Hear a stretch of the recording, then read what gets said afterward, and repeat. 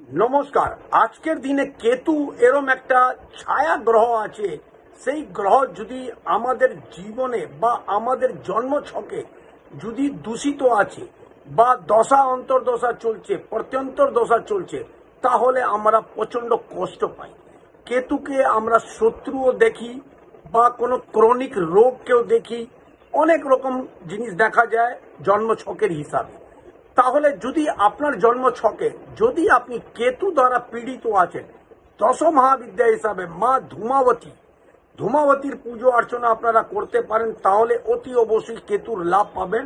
আর কেতুর যে মন্ত্র আছে বীজ মন্ত্র, সেই মন্ত্রটা যদি আপনারা 11 বার, 21 বার, 31 বার, 51 বার, 108 বার যদি করেন, অতি অবশ্যই লাভবান হবেন।